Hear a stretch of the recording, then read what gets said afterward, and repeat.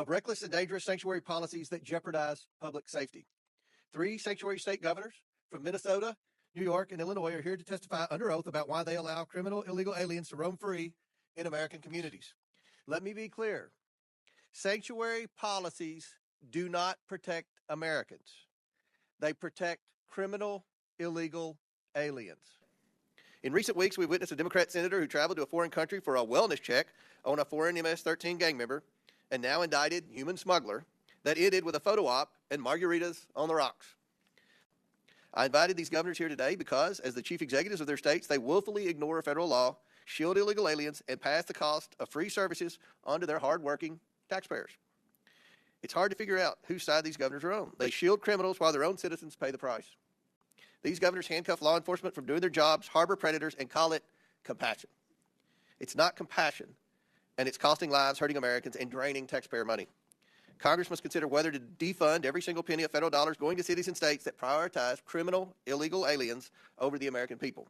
Americans want to return to common sense. Member Lynch for his opening statement.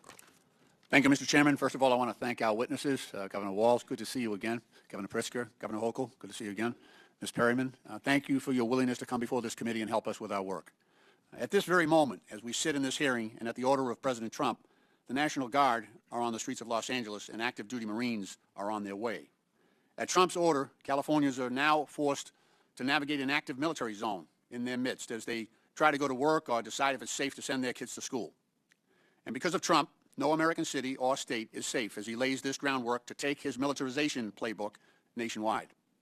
2 days ago, he confirmed that he is considering invoking the Insurrection Act to expand the deployment of active-duty military forces against civilians across this country, preparing for a future in which dissent is met with armed force and the machinery of war is turned inward on the American people. Last week in Los Angeles, peaceful Americans came out to protest the administration's cruel and illegal mass deportation operations in their neighborhoods. President Trump inflamed events on the grounds as an excuse to unleash the U.S. military on its own people, sending in 4,000 National Guard members without the approval of the governor of California, and deploying 700 active-duty Marines into an American city is meant to provoke, not pacify, and is an aggressive assertion of federal control where it is neither needed nor desired. He loves the images and theatrics of using force. Let's be clear. Democrats oppose violence and lawlessness in all its forms, as well as any threat to public safety. President Trump himself is the worst offender. The chaos he is fomenting in L.A. is just an extension of his flagrant disregard for the Constitution and our rule of law and democracy. It is clear that the Trump administration's mass deportation policy is not limited to those that have committed serious and violent crimes. It also includes children who are U.S. citizens, immigrants with legal status, and even international students. On February 4th, President Trump deported a 10-year-old girl, a U.S. citizen who was recovering from brain cancer while traveling to Houston for an emergency hospital visit. This 10-year-old girl was detained and deported with her undocumented parents and 4 siblings, 3 of whom were also born here in the United States. Her parents have no criminal history, and what's going to happen to her, an American child, now that she can't see her expert doctors, is unknown. Trump deported another U.S. citizen, a 2-year-old toddler, from Fort Lauderdale on February 21st, deported to Brazil. But because she is not a citizen or resident of Brazil, she had to enter the country as a tourist, which leaves her unable to access key programs like pediatric care and daycare or school. Are our cities safer now that this 10-year-old girl and the 2-year-old toddler are gone? U.S. citizens, both of them? Trump administration is putting extremism, cruelty, and chaos over protecting kids and families. Trump isn't focused on getting violent criminals off our streets. He's terrorizing our communities to fulfill deportation quotas with fathers and mothers, grandparents, and kids.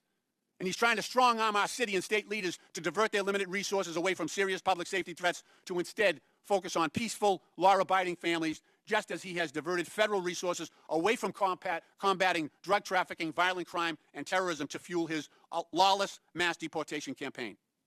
Trump isn't trying to protect us. He's trying to divide us. It's us and them. He's trying to divide us. And some people are helping him. He's pitting neighbor against neighbor. But it's not immigrant kids who are about to kick millions of Americans off their health care. It's not them. And he's doing that to pay for a tax break for billionaires And it's not immigrants who are using the military to silence Americans exercising their right to speak truth to power. These are not the strong and measured actions of the leader of a free country. They are the ruthless maneuvers of an aspiring autocrat hell-bent on consolidating power by any means necessary. This is disgraceful. It should not happen in this country. This is wrong. Deploying the military against a civilian population is wrong. And if we don't step up, this will continue. If we don't step up and declare what is right under our Constitution, then other cities, other citizens will meet this same fate. I'm proud of my Democratic colleagues who are willing to stand up to this thuggery. Trump is a wannabe gangster, and he's showing the world what he's about.